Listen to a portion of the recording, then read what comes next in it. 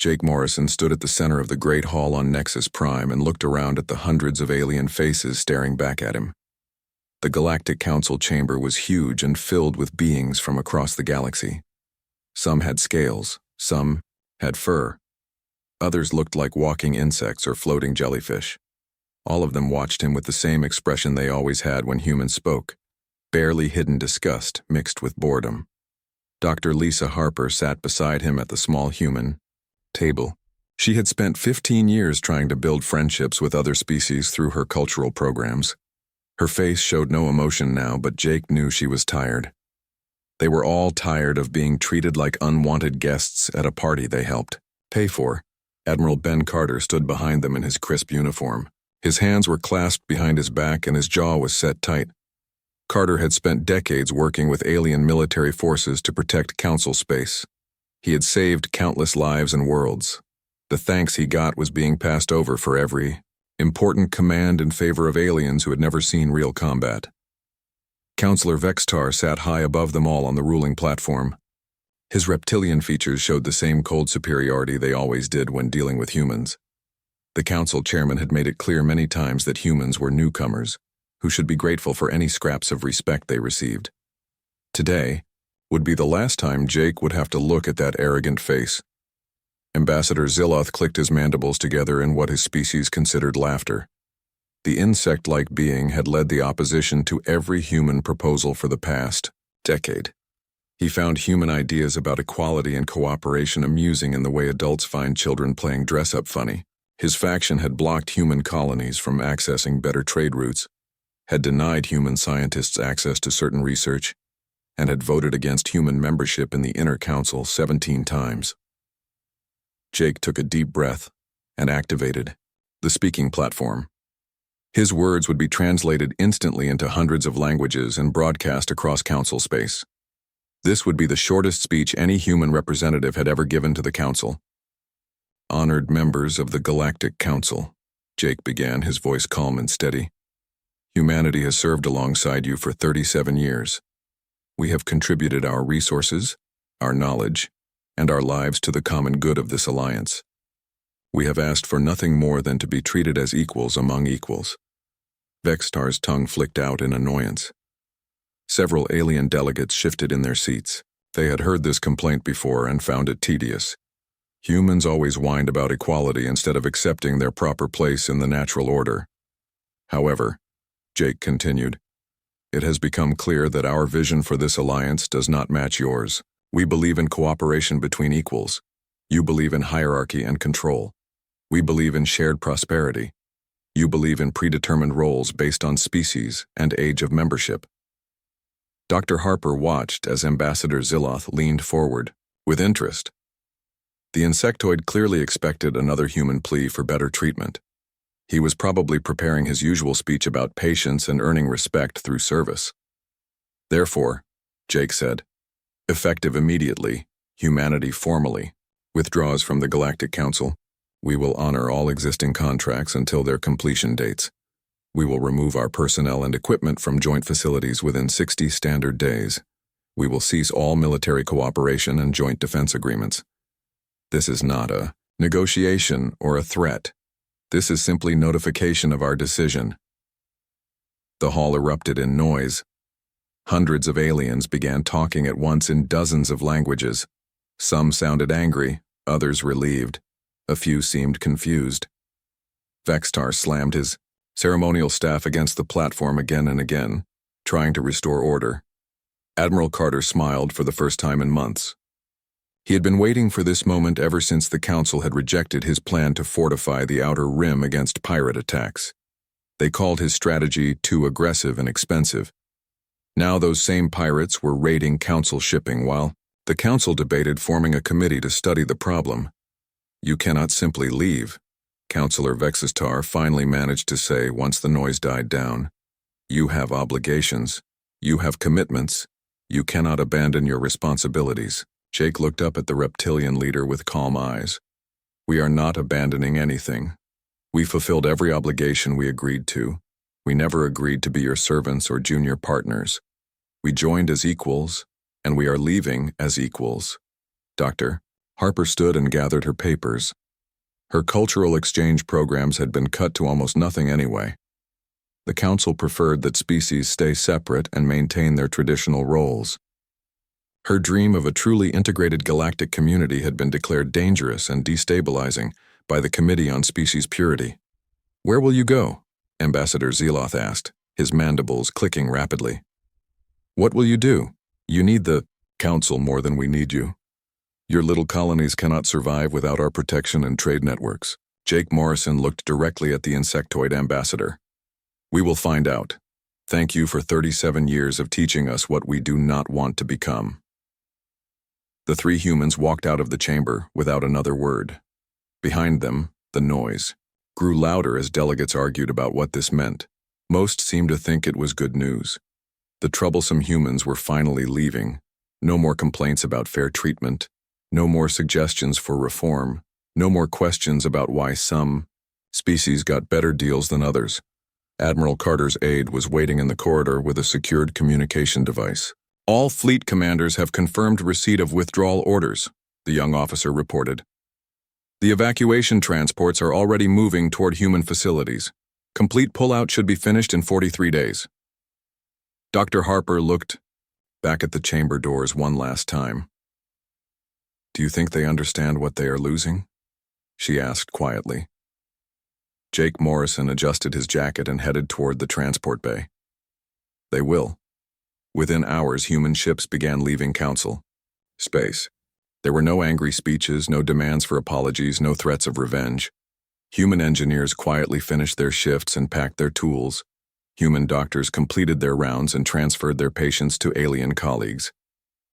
Human teachers said goodbye to their alien students and erased their lesson plans.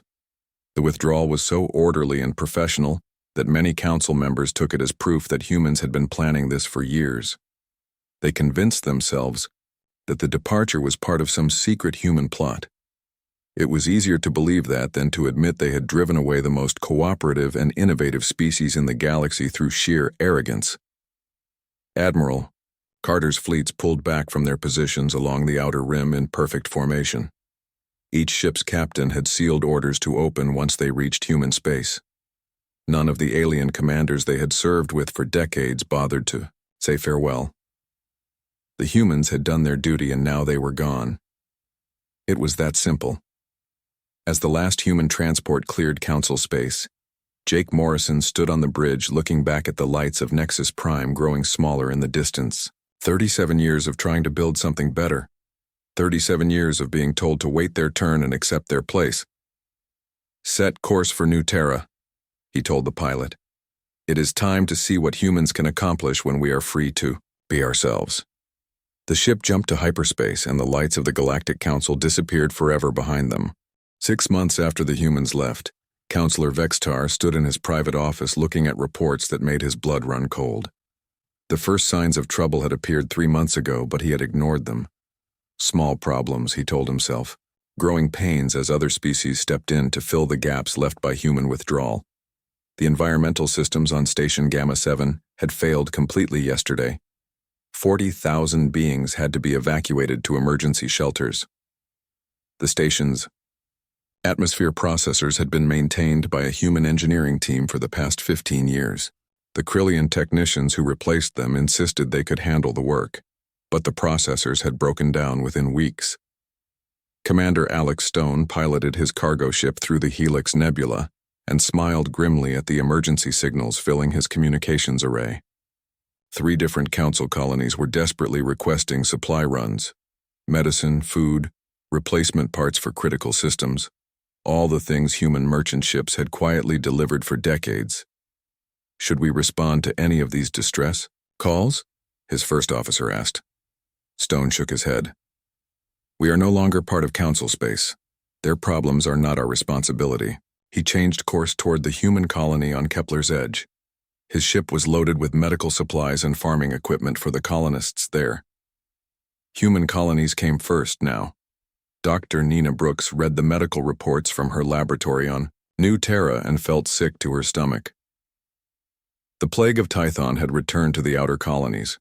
She had developed a universal treatment for the disease 5 years ago, but the formula was stored in human databases that were no longer accessible to council physicians.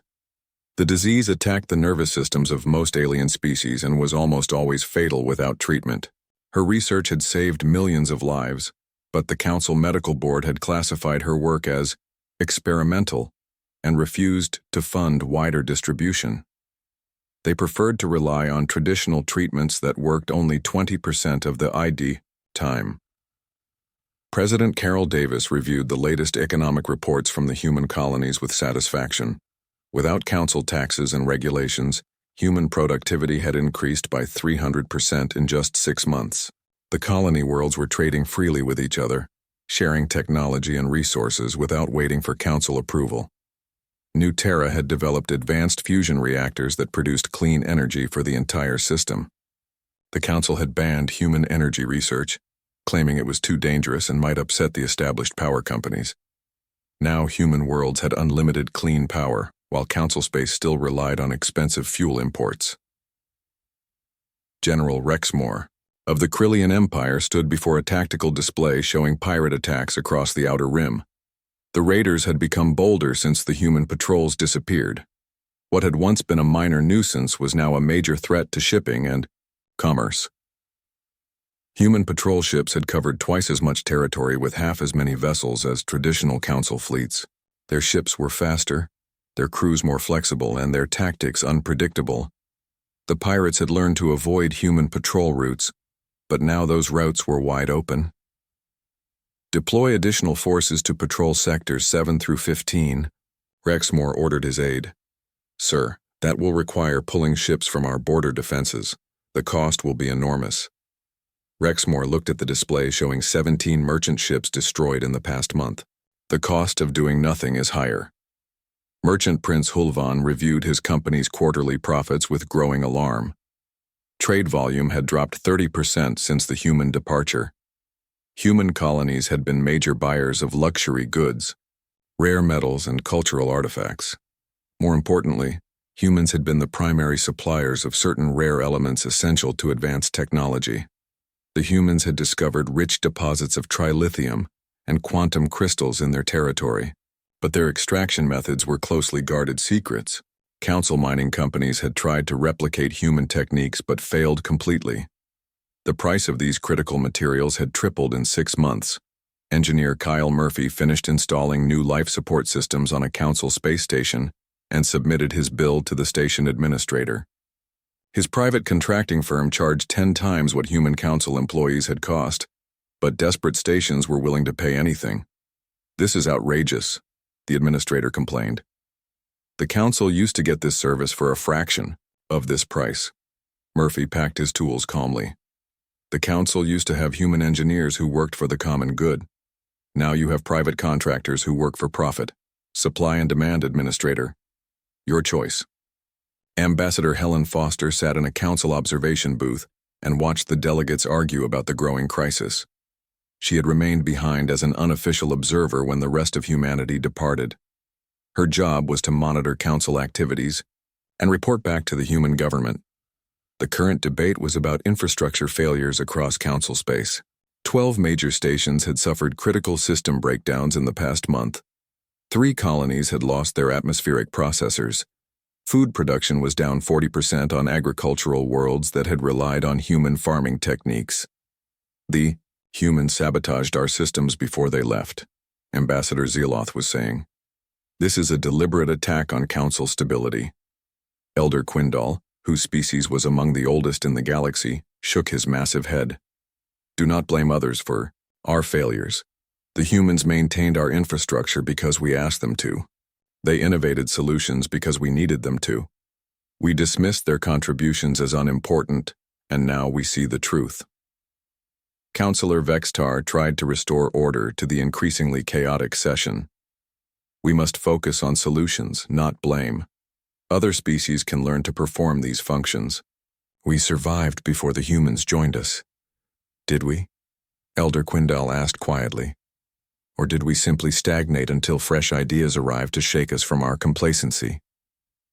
Director Sam Johnson read intelligence reports in his office on New Terra and marked another council military installation as compromised. Without human intelligence networks, the Council was blind to threats from beyond their borders. Worse, they did not even know they were blind. Human intelligence operatives had spent decades building relationships with informants across the galaxy. They had prevented wars, stopped terrorist attacks, and identified threats long before they became crises. That network was gone now, and Council security forces had no idea how to replace it. Chancellor Mordun of the Aquatic Federation presented economic projections to the Council Treasury Committee. The numbers were devastating. Without human tax contributions and trade revenue, the Council budget would be in deficit within 2 years. "We must reduce spending," Mordun announced. "Cut military expenses, reduce infrastructure maintenance, eliminate research programs."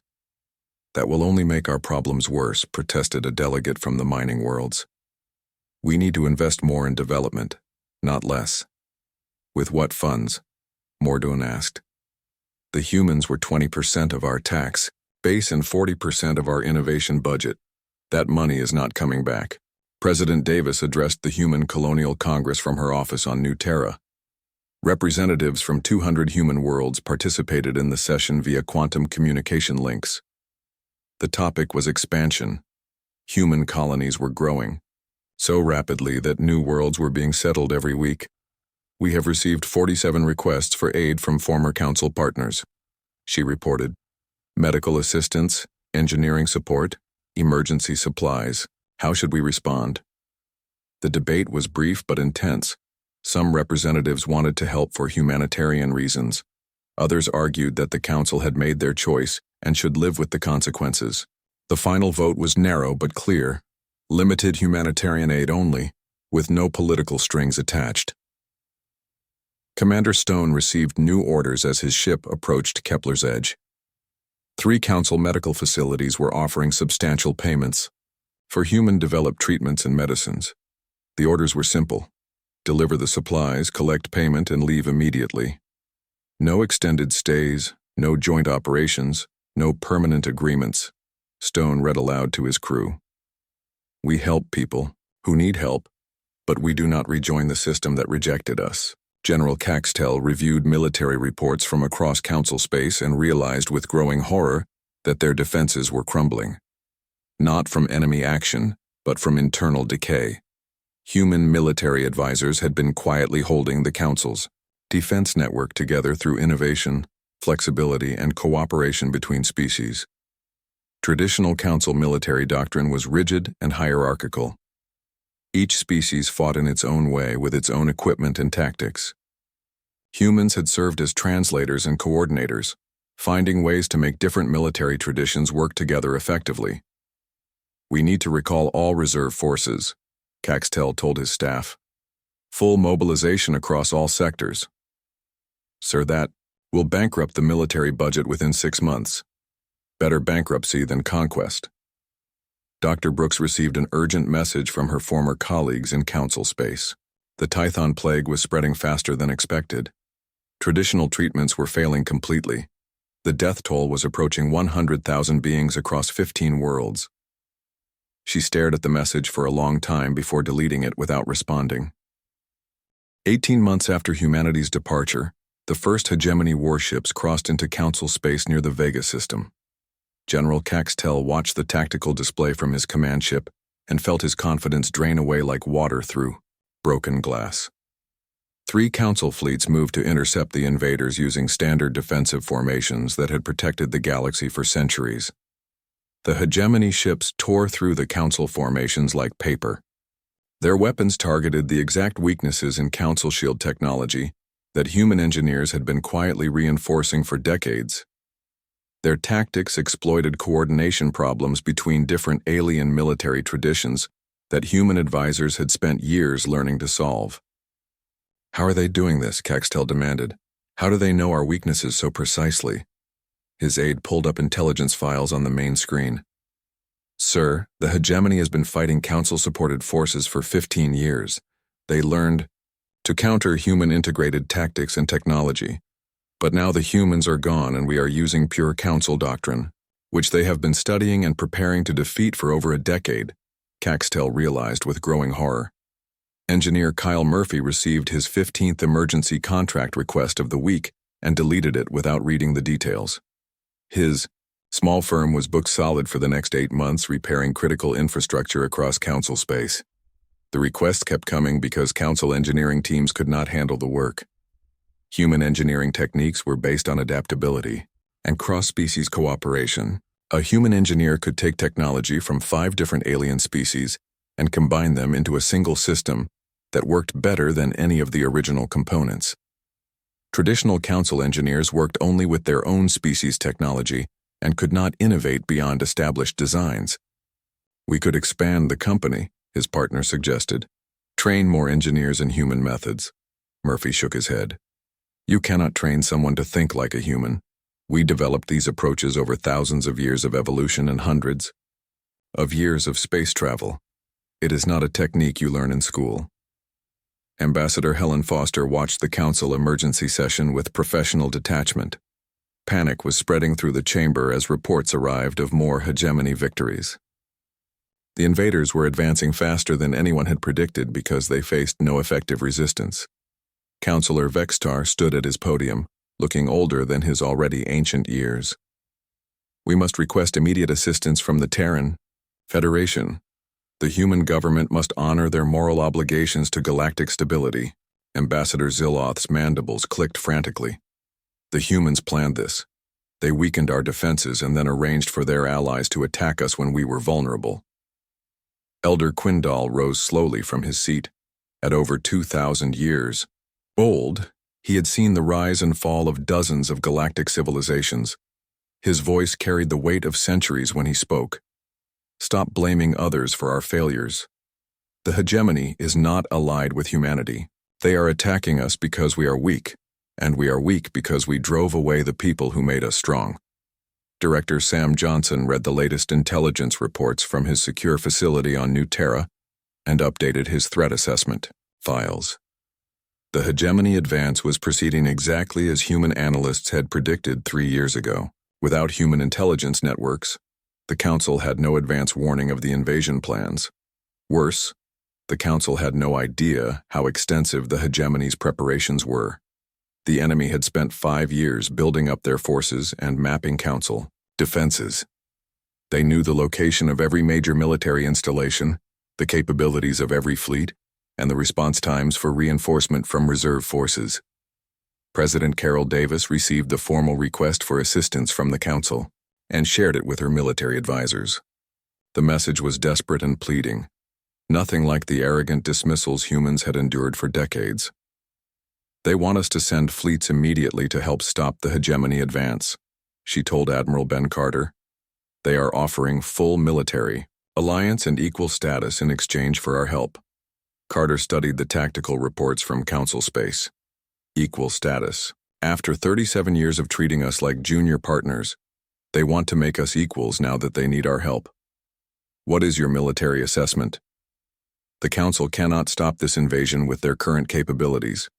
The hegemony has been preparing specifically to fight Council forces for years. They have weapons and tactics designed to counter traditional alien military doctrine." Dr. Lisa Harper reviewed the cultural analysis reports from the expanding human colonies and marveled at what her people had accomplished in less than 2 years. Without Council restrictions on development and research, human science had advanced faster than she had ever imagined possible. New Terra had developed medical treatments that could heal injuries across dozens of different alien physiologies. The colony worlds had created farming techniques that could feed billions while actually improving planetary ecosystems. Human engineers had designed spacecraft that could operate in environments that would destroy traditional alien vessels. "We are not the same species that left Council space," she wrote in her report to President Davis. "Freedom has allowed us to become what we were always meant to be." Chancellor Morden presented the economic disaster reports to what remained of the Council Treasury Committee. Half the member species had stopped paying their contributions as their worlds came under hegemony attack. The others could not afford to pay because their economies were collapsing without human trade and support. "The treasury will be empty within 6 months," Morden announced. "We cannot pay for military operations, infrastructure repair, or emergency aid to attacked worlds." "What about the emergency reserves?" asked a desperate delegate. Spent. We used them to pay for the increased military deployments after the humans left. Captain Robert Hayes commanded the defense platforms around Kepler station and watched hegemony. Scouts probed the edge of human space. The enemy ships were careful to stay just outside the territorial boundaries, but their intent was clear. They were testing human defenses and capabilities. Should we drive them off? His tactical officer asked. No. Let them look. They will see standard defensive positions and normal patrol patterns. They do not need to know what we are really capable of until we choose to show them. The hegemony scouts lingered for 3 days, scanning and recording everything they could detect about human military installations. When they finally left, they carried information that would soon reach enemy commanders planning their next phase of conquest. Dr. Peter Collins finished the terraforming project on New Eden ahead of schedule and submitted his final reports to the colonial administration. What had once been a barren rock was now a garden world capable of supporting 10 million people. The project had taken 18 months instead of the 15 years traditional council terraforming required. How did we do it so fast? Asked the colonial governor. Collins smiled. We did not follow council terraforming doctrine.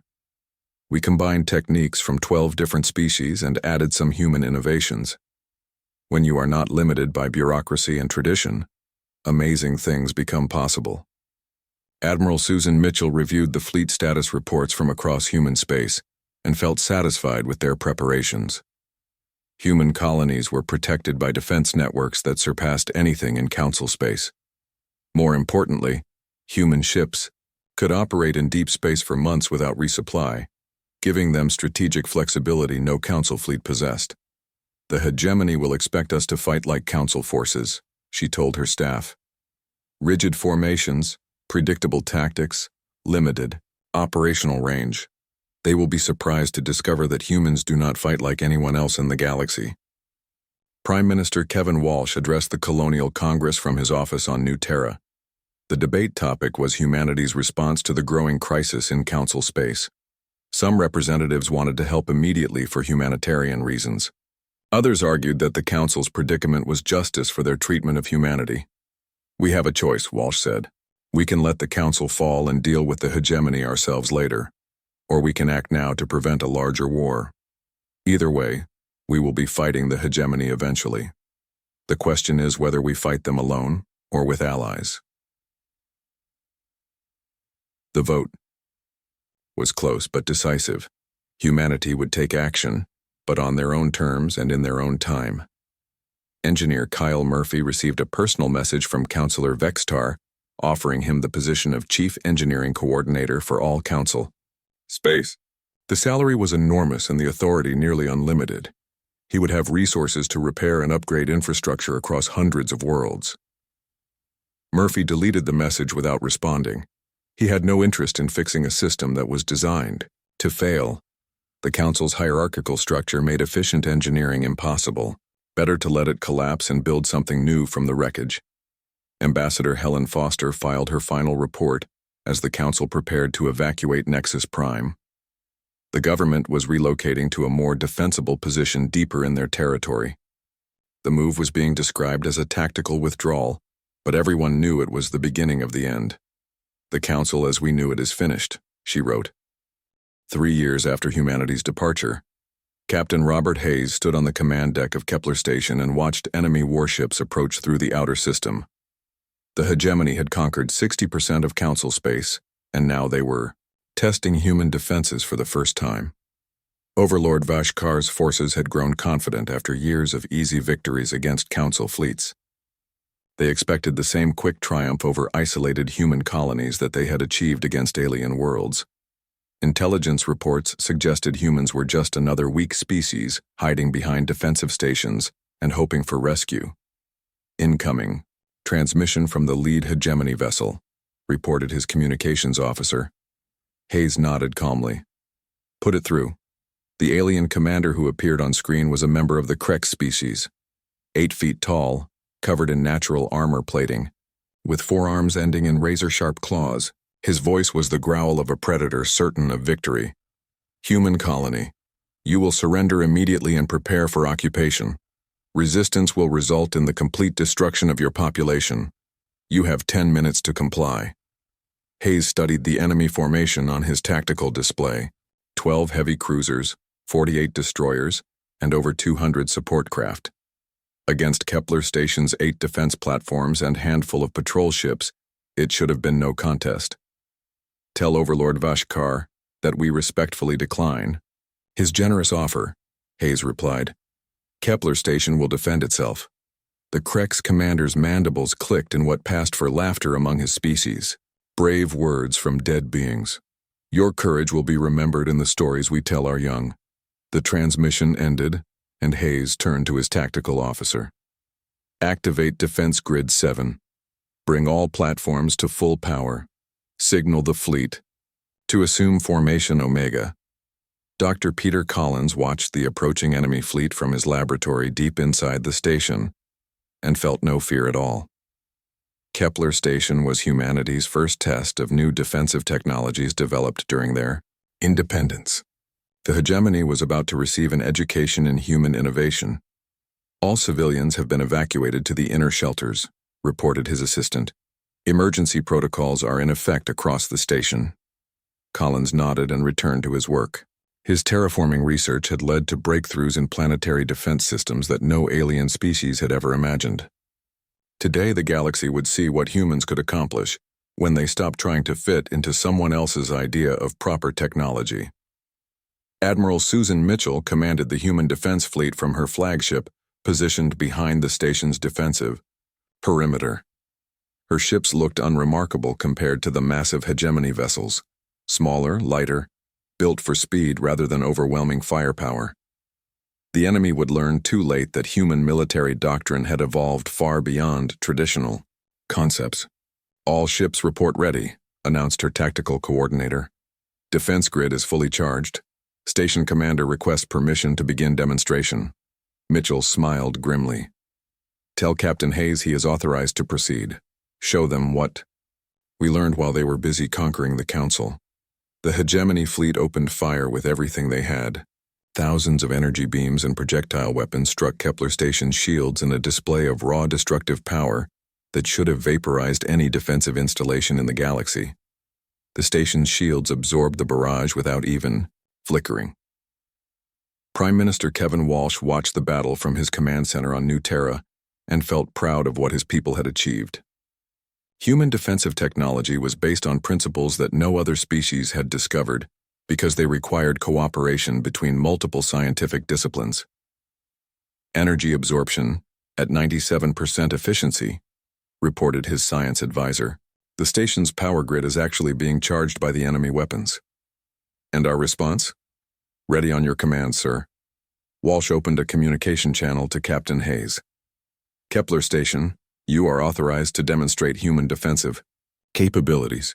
Make it educational. The first surprise came when Kepler Station began to move. The massive orbital platform, which the hegemony had assumed was a fixed installation, smoothly accelerated toward the enemy fleet. Its defensive shields expanded outward, creating a protective barrier large enough to cover the entire battle. Captain Hayes spoke calmly into his communicator as his station approached the confused enemy formation. Hegemony forces, you are now contained within a defensive field that prevents faster than light travel. Your weapons cannot penetrate our shields, but our systems can affect yours. We suggest you consider surrender. The Krex commander responded with incoherent rage and ordered his entire fleet to concentrate fire on the approaching station. The barrage was even more intense than before, but the human shields continued to absorb every joule of energy without apparent effort. Then, the hegemony weapons began shutting down one by one. Dr. Charles Evans monitored the battle from his research facility and recorded data that would revolutionize galactic understanding of defensive warfare. Human shield technology did not simply block incoming energy. It analyzed and neutralized the power sources producing that energy. Enemy weapon systems are being systematically disabled, he reported to his research team. Our fields are inducing resonance failures in their power cores, non-lethal but completely effective. Within 20 minutes, the entire hegemony fleet was dead in space. Their weapons were offline, their engines were disabled, and their communication systems were jammed. They were completely helpless but completely unharmed. Admiral Mitchell's fleet moved through the disabled enemy ships like ghosts. Human boarding parties secured each vessel without firing a shot, using non-lethal suppression fields to neutralize crew resistance. The most feared military force in the galaxy was captured intact with 0 casualties on either side. President Elizabeth Grant received the battle report in her office and immediately opened secure communications with the surviving Council leadership. The message she was about to send would change everything. Counselor Vextar, this is President Grant of the Human Federation. We have successfully defended our territory against hegemony attack. The enemy fleet has been captured intact with all personnel unharmed. We are prepared to discuss terms for broader cooperation.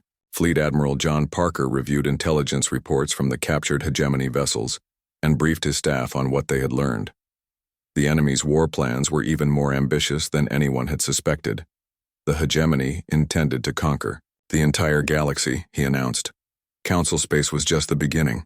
They have been building fleets for 20 years with the goal of subjugating every inhabited system. What about their missing fleets? Asked his intelligence coordinator. Captured using the same methods we used at Kepler Station. We have been quietly neutralizing hegemony forces for 6 months whenever they approached our territory. Total enemy losses: 0 killed, 15,000 personnel detained. Dr. Lisa Harper studied the cultural profiles of the captured hegemony soldiers and made a disturbing discovery. Most of them were not willing conquerors but conscripts from species that had been enslaved by the Krex leadership generations ago. They are not an evil empire, she reported to the Federation Council. They are a military dictatorship that uses conquered peoples as soldiers. Many of these beings would gladly join a free society if given the choice. Ambassador Maria Santos prepared for the most important diplomatic mission in human history.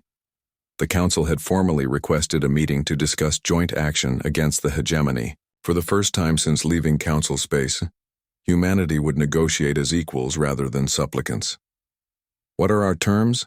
Asked her aide as they prepared to depart for the rendezvous. Simple, Santos replied. Complete restructuring of galactic government based on equality and cooperation. No more hierarchies, no more species-based privileges, no more predetermined roles.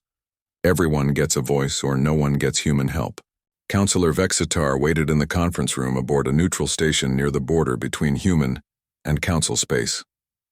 The once proud reptilian leader looked older and more tired than anyone had ever seen him. The weight of failure and the knowledge of how wrong he had been showed in every line of his ancient face.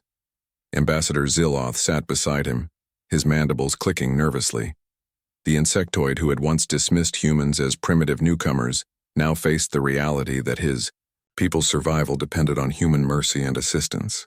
They could simply let us fall to the hegemony and then deal with the problem themselves, Ziloth admitted quietly. We gave them every reason to hate us. Elder Quindal, the oldest being in known space, shook his massive head. Humans do not think like we do. They do not seek revenge or dominance. They seek solutions that benefit everyone, even former enemies. When Ambassador Santos entered the conference room, she carried herself with quiet dignity, rather than triumphant arrogance. She took her seat across from the council representatives and waited for them to speak first. Ambassador Santos, Vextar began slowly. We come before you not as equals but as supplicants.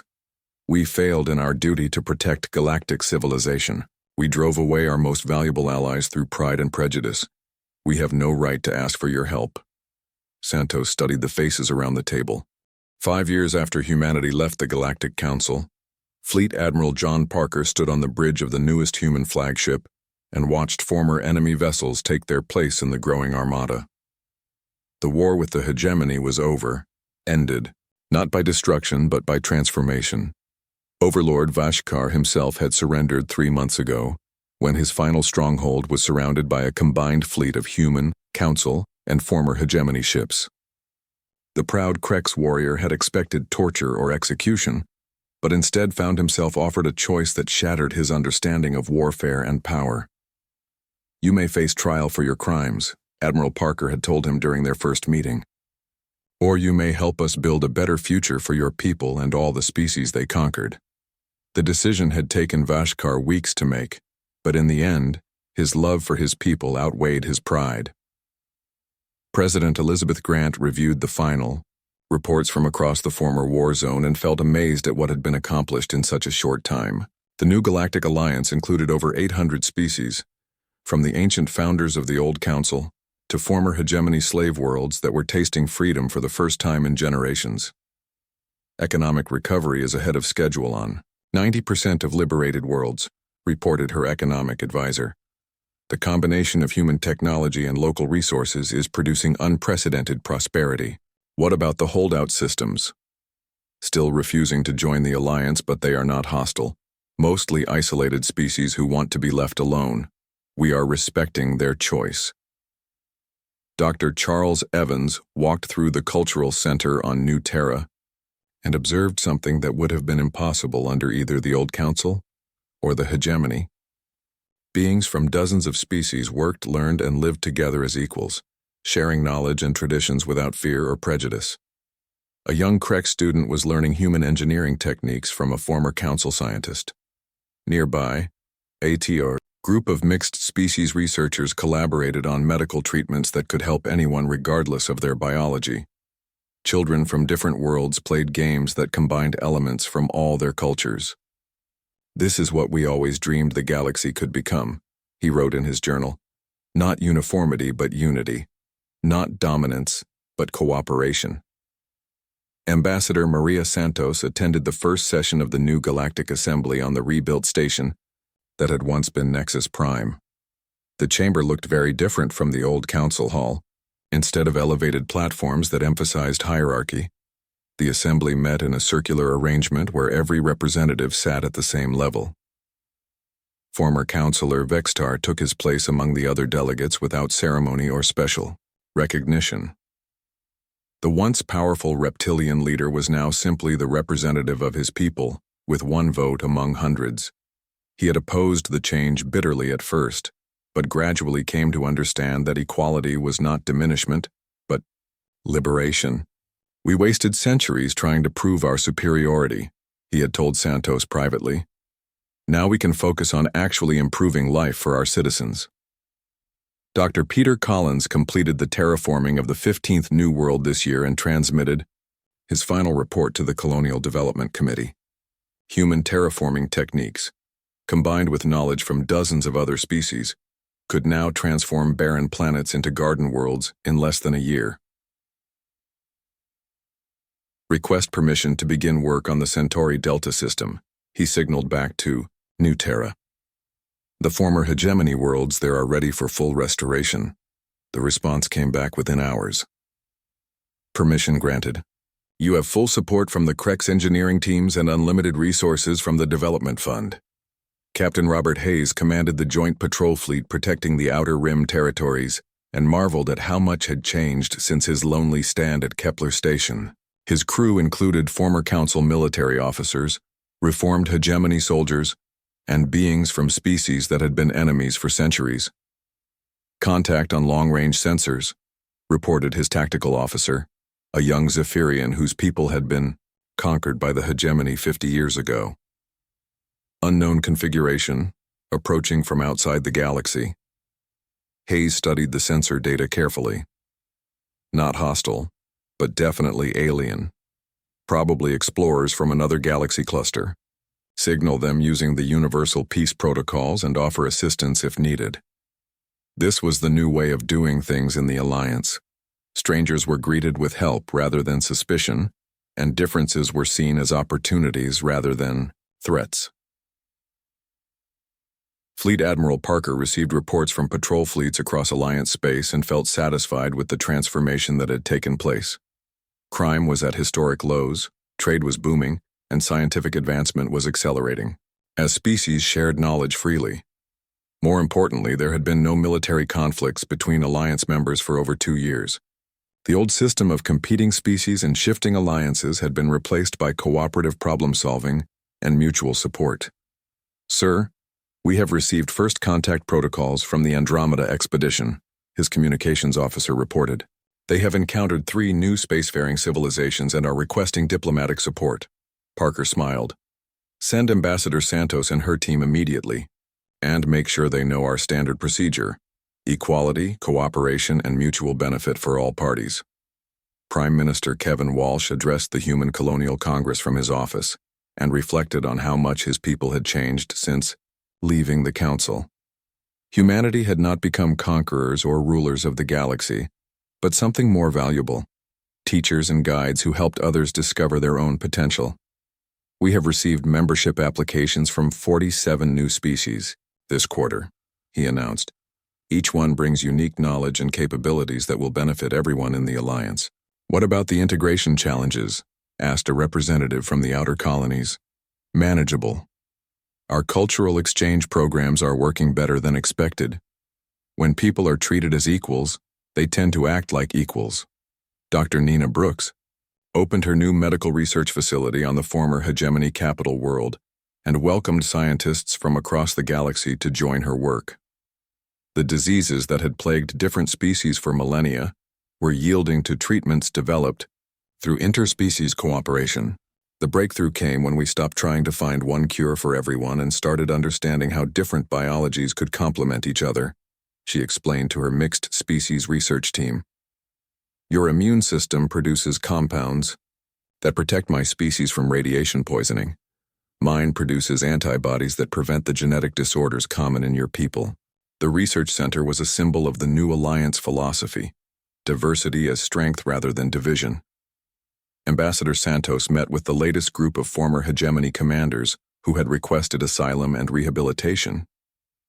These beings had spent their lives in a system that taught them conquest was the only path to survival.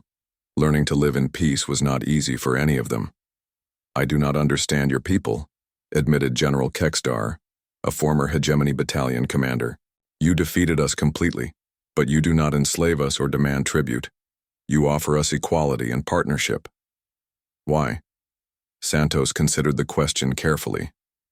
"Because enslaving you or demanding tribute would make us like the old systems we replaced. We want to build something better, not just something different. But what if we betray your trust? What if we return to our old ways? Then we will stop you just as we did before. But we will also keep offering you the chance to choose a better path." President Grant signed the final legislation establishing the Alliance University System, a network of educational institutions that would share knowledge across all member worlds. Students from any species could study at any campus, learning from the greatest minds in the galaxy regardless of their origin. "This is our greatest weapon against future wars," she told the signing ceremony. "Education, understanding, and cooperation. When people know and respect each other, they do not make enemies." Elder Quindal, now over 2,000 years old, attended the 5th anniversary celebration of the Alliance's founding and marveled at what he had witnessed in his long lifetime. He had seen the rise and fall of dozens of galactic civilizations, but none had achieved what humanity had helped create. "I have lived long enough to see the same mistakes repeated over and over," he told the assembled delegates. "Species rise to power, dominate others, and eventually fall when their victims unite against them. But this is different. This is the first time anyone has built a system based on lifting others up, rather than keeping them down." The celebration lasted for days across hundreds of worlds, but it was not a celebration of victory over defeated enemies. It was a celebration of what different species could accomplish when they worked together as equals. Dr. Lisa Harper published her final research on galactic cultural development and concluded with observations that would guide Alliance policy for generations to come. Humanity's gift to the galaxy was not our technology or our military capabilities. It was our perspective, the idea that cooperation between equals produces better results than domination by superiors. Ambassador Zealoth, the former human opponent, who now served as the Alliance's Director of Interspecies Relations, read Harper's research and reflected on his own transformation.